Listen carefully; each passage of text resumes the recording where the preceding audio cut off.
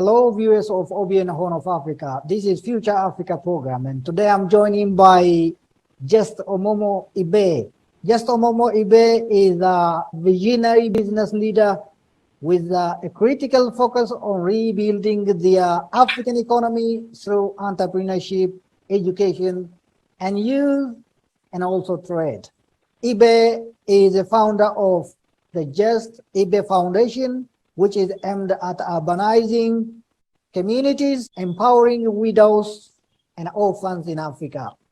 Welcome to my Future Africa program, Just Ibe. Thank you so much for having me. Thank you so much to the OBN Horn of Africa TV for having me here today. Thank you. The African Government Stakeholders Engagement Forum is going to help forum, which your contribution in this forum is enormous.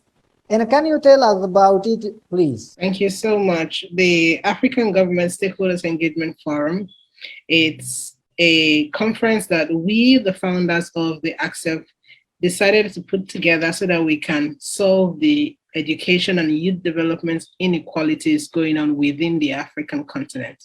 There is a huge disparity between the quality of the youth as far as education and development is concerned within the continent of Africa.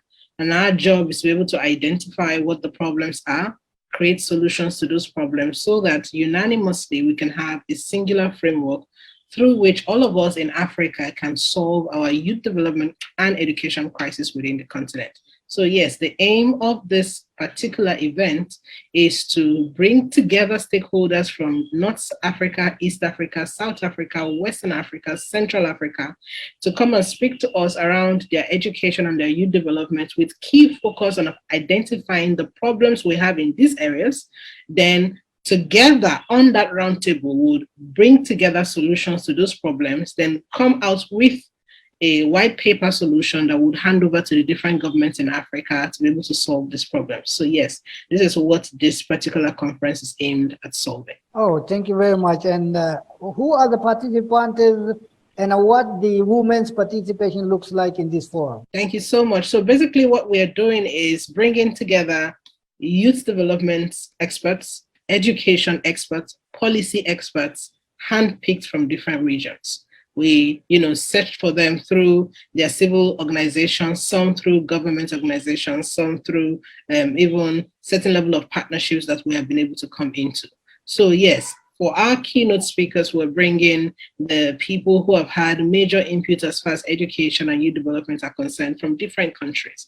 Then all the panelists cut across different sectors, those who are in key education sector and those who are non-governmental agencies that are proffering solutions to real education and youth development issues, and then some policy experts scattered across the continent who have done work around education and youth development. So it's a diverse number of persons who are coming together to be able to bring their own contribution or quota to the work that we're going to do with this conference, and of course many more that would come. Great. And as you know, African youth want and need to build Africa we want.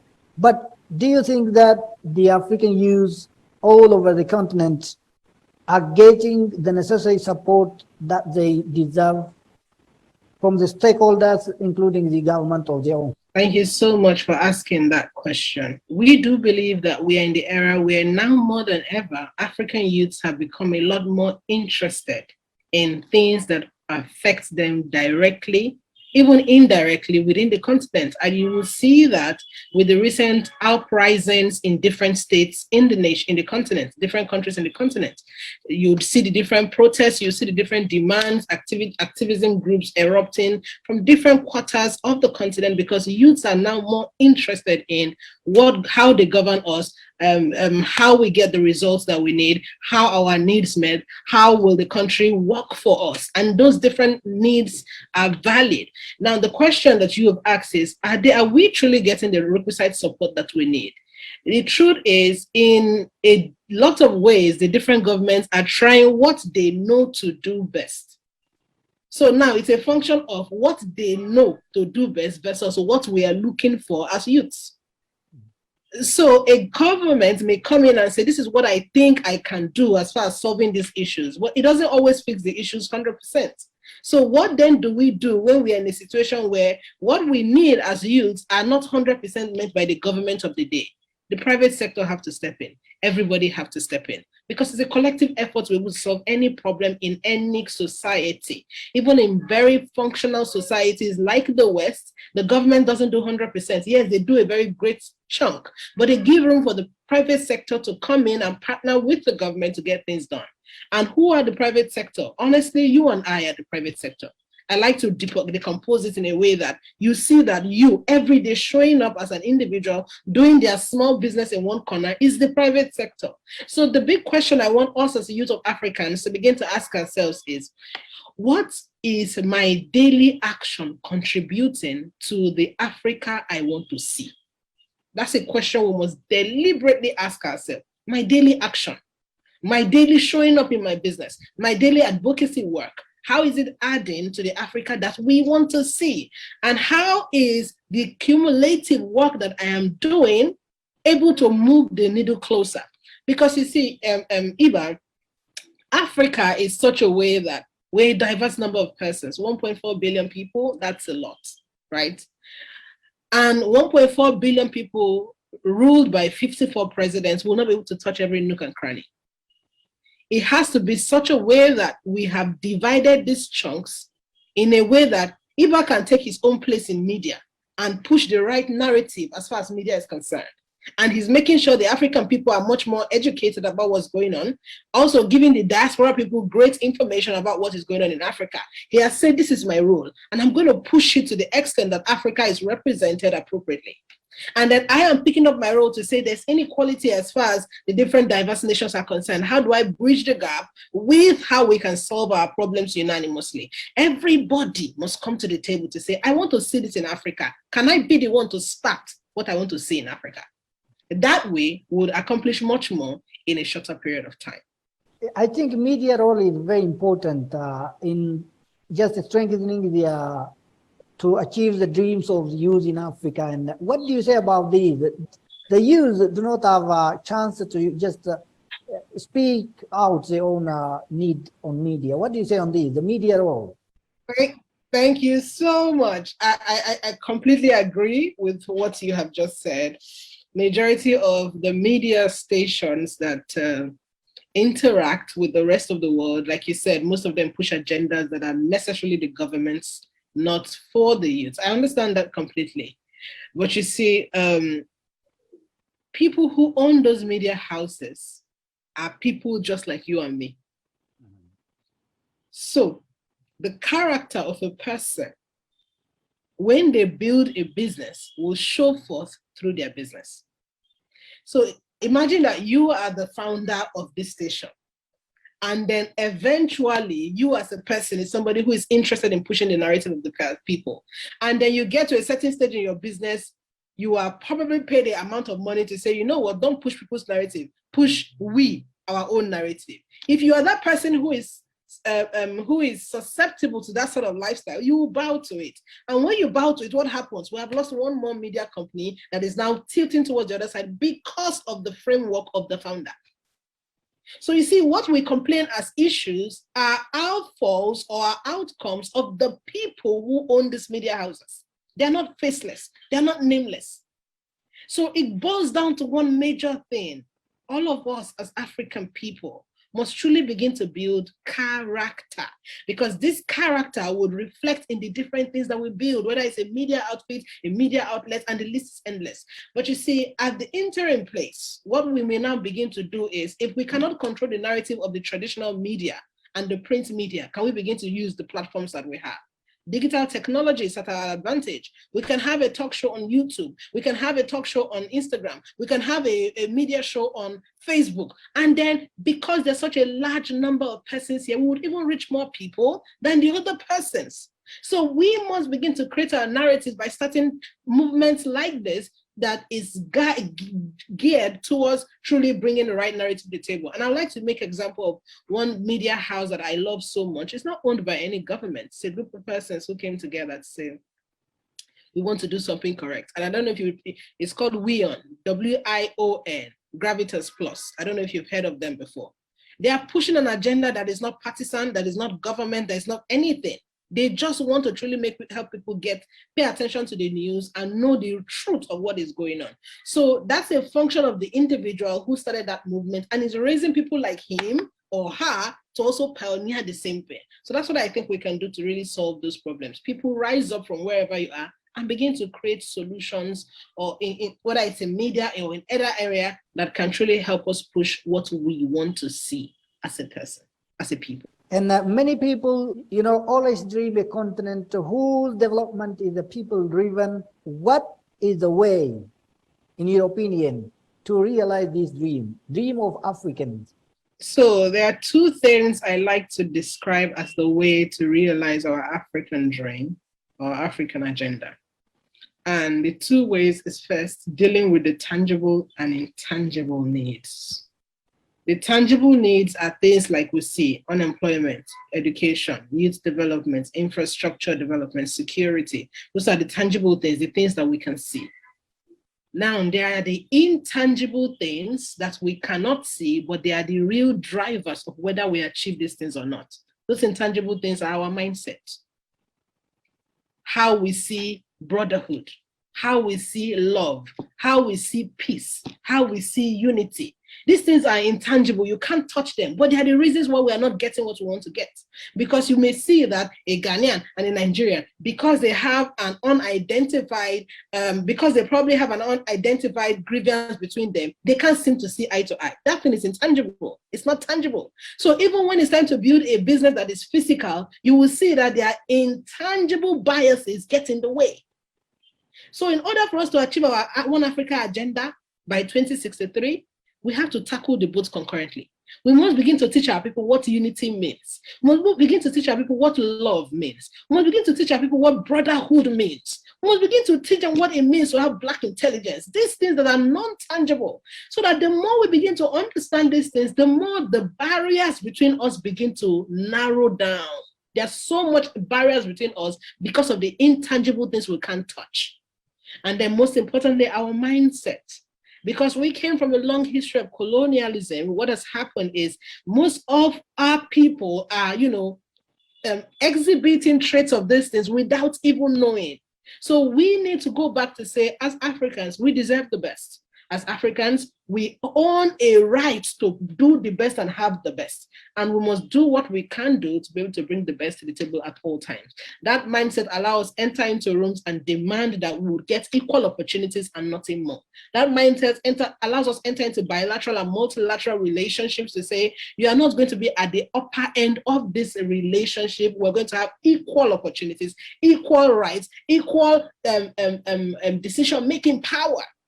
So this is boiled down to our intangibles, like the mindset and all the other things that we have mentioned. Then for the tangibles, like we're all doing in our different ways. This person is speaking education and youth development. That person is speaking agriculture. This other person is speaking security. And together we are working like that, intangibles and tangibles, for us to achieve the goal. So these are the two major ways that we must pay attention to truly begin to talk about these things. And I like the work that so many men and women across Africa is doing. I like what Julius Malema is doing, consistently bringing awareness to peace, unity, oneness. He's consistently bringing awareness to say, African people, see your brother as one. See your brother as part of you. See your brother as an extension of what you already have, so that both of you can come together and build better. So yes, that's how I think we can really resolve these issues. Do you mean Julius Malema, the leader of EFF of South Africa? Absolutely. Oh, I know him. And let me forward another question, Iba. Some African leaders, as you know, are known for promoting African problem, for African solution for African problem. And we can mention some leaders. And how do you see this initiative, and how other African countries share this initiative or this notion? And how should this notion be expanded across the continent? If we truly want to build, we as the African people must begin to have faith in us as Africans, as basic as businesses. Do you believe that your African brother's business is better than any other product? Are you able to stake your power, your trust to say, I'd rather pick my brother's business because I want us to be able to do something for our country. It starts with us, the individuals. Because even when you notice that a government is trying to impose just made in your country good, people within the citizenry will fight back. They will fight back because there are others who are benefiting from the fact that things have to come from outside because they make money. And I understand that we need that kind of economy to be able to move. But at the stage where we are at in Africa, we need to do a lot more promote made in Africa goods because we have one of the largest regional blocks in the world. And if we don't take advantage of that regional block, what would happen is other people in different parts of the world will come into our regional block and take advantage of it for us. Case in point, China. It's what it is. So I want to speak to every president on this continent to say the right way to truly begin to look at is promote your own made in your country goods, and then let us strengthen our ability to all the different countries to be able to move these things into full implementation within the continent. Because if I have great products and services in Nigeria and somebody in Ghana is not able to get it easily, they would rather go for the ones that they can import in China. And what is that doing to our economy? We're consistently giving money to the West. So it is time for us as Africans to truly follow the suit of all the presidents who are promoting made in Nigeria, made in Africa products, so that we can strengthen our economy and be able to move the strength of our collective GDP across the different nations on the continent. Let me also forward this question. This forum, the forum that you are going to hold on September 20th and 22nd, is mainly focused on education, African education and African youth. And what do you say about education, quality of education in the continent, in Africa, and also it is accessibility? Thank you so much. The problem of education in Africa is very complex, Eba. It's a very, very complex issue because we're talking about education at different cadres. We're talking about the primary, the secondary, the tertiary, okay? The problems are different stages, it's peculiar. And then the classes of the problems are different. For some areas, it is unaccessibility. That means people in those regions cannot even access education. And some of it for political reasons. Some of it for political reasons. So you see, even if we say that the areas within this continent and continent are not able to access education, sometimes it's politically motivated so that the people in those regions do not have access to superior understanding, and thus they cannot demand what is right for them. So in order for us to begin to break these barriers, there are multi-pronged approach. But you see, in order to tackle any problem, you have to take it one by one. If you attempt to take all the problems at a time, it will overwhelm you. In fact, you will not achieve anything. So with ACCEP, what we're focusing on this year is tertiary education. Tertiary education, which is the third tier or almost the final tier as far as basic education is concerned. And the reason why we're picking tertiary education is because that's the last education you take before you enter into the labor market. That means it is that level of education that determines what you add or not add as value to the GDP of your nation when you go out. That's why we're tackling that particular tier of education. And what we truly want to be able to achieve with that is we want to be able to make sure that the youth in Sudan, the youth in Malawi, the youth in Libya, the youth in Zimbabwe, they have access to the same kind of knowledge, access to the same kind of opportunities, and they can compete comparatively on a global scale, on a local scale. That's what we're trying to achieve here.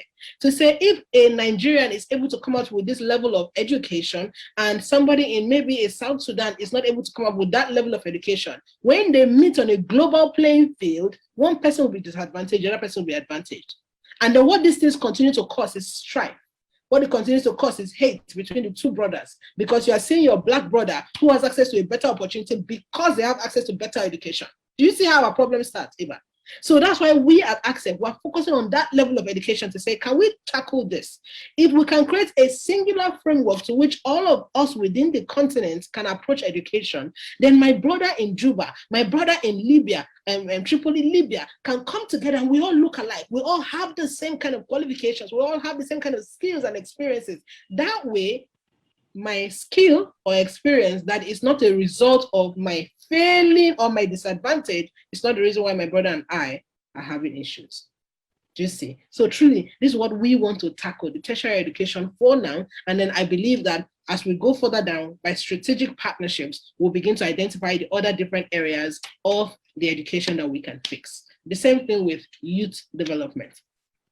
That's also why we're focused on that level where we can truly begin to think of other ways to bring in skills to our youths and mindset transformation to our youths that enable us to really be able to represent our content. And don't you think even a leadership gap is there in Africa?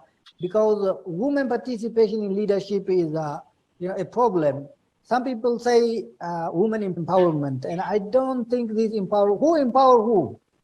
Because we are all equal, and why men empower women? Thank you so much for raising that. I'll first of all talk about your leadership, then I'll talk about women empowerment. Thank you. Yes, we do have a leadership problem in Africa. It's no longer news. It's evident in every nation on this continent. The quality of, the quality of leadership. I don't even want to speak to the leaders now. The quality of leadership and governance. It's a problem in Africa. And one of the ways we can truly fix that is to strengthen our institutions. As Africans, we must strengthen our institution. An institution that is at the mercy of a leader will not give us a government that is functionary. Let me say that one again. An institution that is at the mercy of a leader will not deliver a government that will serve the people, because it means that the leader calls the shot. So one of the first things to fix leadership in Africa is to strengthen our institutions, give power to the institutions so that they can execute their roles within the context of the country. That way, people can be held accountable for their roles, as far as the first person to the last person within the country. And once our institutions can deliver for us, you would find that everybody will begin to align because they are all subject to the institutions. And every institution must have accountability systems so that one institution does not become a witch hunt party to all the other institutions. So you see, these things can work, my darling brother. They can work. The problem is there are people who don't want it to work. There are nations in the world that have implemented this institution that we can begin to borrow from if we don't even want to look within the context of the country. But that's on one side. You were talking about women empowerment. Clearly speaking, the government does have a role in a way to give women opportunities to enter into certain positions as far as leadership is concerned. But I like to look at it from a different perspective. The way I think is different from a lot of people. I do believe that when a woman wants something, stop looking at your gender as a disadvantage to whether you will get it or not. That's how I think. And I know that this may not be the normal school of thought. Can I deny that inequalities, gender inequalities exist? Yes, gender inequalities completely exist. But you see, one of the things that also will not stop a person is determination, focus, and consistency in a particular direction. So as women, I want us to bring this to the table: determination, focus, consistency in action, especially what we want to achieve. And then let's focus on strengthening our networks. As women, we must come together and push other women to be able to do what they want to do. And by the time what we are doing is yielding massive results that the society itself can no longer neglect, the society will come to us and say, women, we have seen you do this. Come and help us do it. But much more importantly, I like to say that in every society, I want us to move away from the mentality of there's men, there are women. I want us to move away from that mentality. We are one people. We are one people. There's no a man is doing this, a woman shouldn't do this. We are one people. Our goals are one, whether you're a woman or a man. We want a thriving nation. It's as basic as that. Who does it doesn't matter. Literally, if a woman feels she's competent to do it, show, prove, work, push yourself, gather people who will push you, literally. And then we keep advancing with one focus. How will the society be better? We must bridge that gap to say, it's not because you're a woman, it's not because you're a man. We want one thing, a better country. Can we work together and make it work? And let me forward this question then. And some educators in Africa suggested that if Africa wants to become a leading manufacturing economy, an affordable and attractive skills education should be put in place. And disparity between boys and girls should be drastically reduced at all levels, especially rural areas and even poor urban areas. And do you agree with this claim as the first place? And what do you say about this? Absolutely. If we want to invite tangible investments, we obviously need to pay attention to skills, rapid skills education of our people, both at rural and even at urban areas. And this is why majority of the industries that come into different nations, their manufacturing areas are usually in the rural areas. So let me use Nigeria as a typical case study. If a company is coming into Nigeria to invest, maybe a manufacturing company to come into Nigeria to invest, they wouldn't come to the heart of the city to plant their factory. They'll come to a remote area in that state to plant their factory, okay? For so many reasons, maybe nearness to raw materials, so many reasons, cost of production, and the list is endless. But you see, what happens invariably is the people who are employed for labor will now be cheap labor within those rural areas. So what is happening is they'll be getting massive value at the price of, or at the expense of the people in those rural areas who don't have skills and proper education. Those people in the rural areas who don't have access to proper skills and education is that they are now the ones that do the hard work, while the companies who are residued there will be doing so much as far as profit and growth is concerned at the expense of the people. So that's why it's important that if we truly want to make the best of this investment, let's make sure that there's a reduction in the skill and education gap as far as our people are concerned, so that we can maximize it. And that's why you may find that after a while, people within those communities begin to revolt to say, we see how much we do for you as far as the gold, as far as the diamond, as far as the asphalt that we mine, yet see our community, nothing is happening. It's because the skills and the education gap there is really low. They can't really stand up for themselves. And then you have seen extreme cases where they try to stand up for themselves, they are silenced by violent means. We have seen extreme cases like that within the continent. So we truly, as African people, need to make sure that our education and skills gap is narrowed down, even at the rural level as well as the urban level. So I truly completely agree that in order for us to bring in much more investment and for those investments to truly yield much increase or much result, we must really focus on making sure our people are skillfully built and educationally sound. Because even at that, the value that we bring to the table will be different from when we have none of these things. And investing on education is among the Agenda 2063 of the African Union. And one of the means of investing on this education is using the e-learning, or e-university is also started. The South African University or UNISA has already started this e-learning. And how do you think this initiative should be strengthened and effective in the continent? Because I think it is a very important initiative. Yes, it's a very important initiative. If we stand a chance to eliminate youth unemployment in Africa, we need to adopt programs like this, honestly. I myself am a part of a team of people who have created an African University of Entrepreneurship, and what we want to do with that university is to be able to eradicate youth unemployment. It's an entire framework. We haven't launched it to the public yet, but that's just like UNISA is doing with e-learning. It's the future if we stand a chance, because it means that we need to bring specific skills to the table that would help our people truly add directly their quota of contribution to the labor market, as opposed to waiting for the labor market to give them value, right? We have to adopt those sort of things. But you see, like I said earlier, the complexities as far as solving education within the continent, it's a lot. Because there are people who are going to work against this like this. Why? Because they have a physical education system and they believe that the e-education system will rob them of what they have built for so many years. But that's not usually the case. A partnership, a merger, to be able to see how this works, in partnership with how that works, will help us deliver a greater output. Do you see what I'm saying? So I believe that every nation on this continent must begin to rapidly improve or incorporate e-learning, virtual learning, but with the right skill set. It's not just e-learning or virtual learning, the right skill set peculiar to Africans, created for Africans by Africans. We're in an era where we don't have a lot of industries to employ our graduates when they graduate. And that's because we don't have a lot of viable, very strong businesses who will employ millions of graduates who graduate every year on the continent. What then do? We need to be raising our institutions to be able to truly build entrepreneurs, because we need more of them to be able to take away unemployment within the context of our continent where we exist. So I believe that UNISA is doing such a great work with their e-learning program. And I know that what's this other country now? There's also another country who has it's Morocco. Thank you.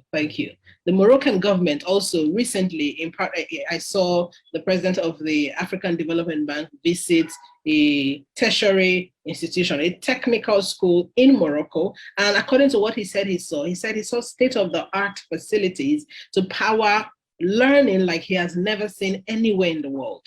Now, countries, and he's completely virtual. So countries like that are beginning to put in different infrastructure to be able to power education at that tertiary level virtually, so that people within the context of the continent can truly come in and get skills that are relevant both on a local scale and a global scale. That way, we're increasing the ability of our youth to be able to participate globally comparatively with youths across the different nations of the world. Wow, great. And finally, let me take you back to your own initiative, which is IBE Foundation. And what is it about? I think IBE Foundation is named after your name.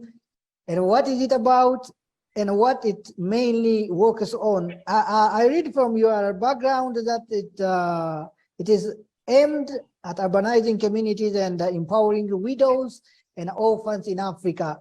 My question is, why only widows? Why not all women? So every solution you create in life, you have to be sure who your target audience is. If you don't focus within the context of your target audience, you would expend yourself in so many directions without tangible results. So the major focus of the foundation is really urbanizing communities. That's really the major focus. Wow. And what that means is getting into rural areas and turning them into urban cities, but this time around with renewable solutions, okay? And the goal is to be able to increase the Human Development Index of Africa. That's the goal, to improve the Human Development Index of Africa, to reduce the amount of people who standard of living are extremely low with these solutions. And of course, in doing those things within the context of communities, you have to pay attention to the less privileged, so that you're not giving them modern facilities with highly computerized renewable solutions, yet there are people who are extremely disadvantaged. That's why we decided to say, okay, what are our low-hanging fruits? How do we start? By first paying attention to orphans and widows, and of course to the elderly also. So those are our low-hanging fruits with the Just IBE Foundation, and that's what we're doing in different communities scattered within the continent. For the urbanization, we need to do a lot of research and development to be able to implement. And so what we have now, a team of people who are doing research and development within the continent to say, let us identify the communities that need this sort of urbanization. And once we have a complete coalition, then we can now begin to go to say, who are the partners we need to be able to bring this development into these communities. Before concluding this session, if you have any comment or anything to say to my audience, you are welcome, IBE. Thank you so much. I just want to say to the great people of Ethiopia, to the great people of Africa, we are a completely important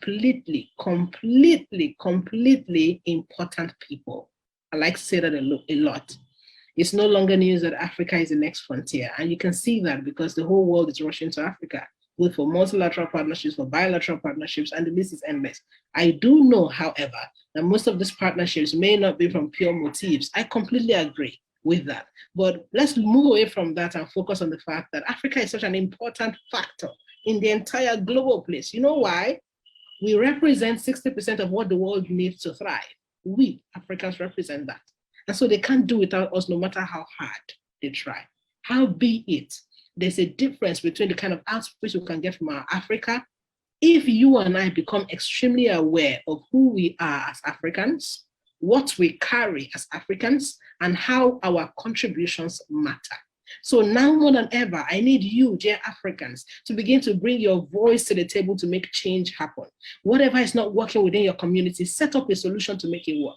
Set up a group of people who are going to make it work. I need you to begin to do that. I need you to begin to stand as the voice for great change. Even if it's just a group of 2 people, be the one who is pioneering their change. Even if it's just a context of a community, be the one to pioneer that change, because we need every foot soldier as possible on this continent. You are a foot soldier in your community, that you are able to hear this and listen to what we're saying today. It means that you have access to be able to do something within your community. Guess what? The internet is such a tool that every African can use, especially first with a focus on helping our people. The most important thing is, are you seeing yourself as part of those contributors? We need you now more than ever. Let us all dust our coats and get to work, because the job of rebuilding Africa, it rests on our shoulders. If we don't do it, posterity will judge us. Let's start today. Let's start now. Just Omomo Ibe, President of the Association of the African Startup, thank you very much for your analysis and for your time. Thank you very much indeed. Thank you so much. Have a good day. Dear viewers, this is all about our discussion for today. I'm sure you have got some important pointers from this discussion. Until next edition, goodbye.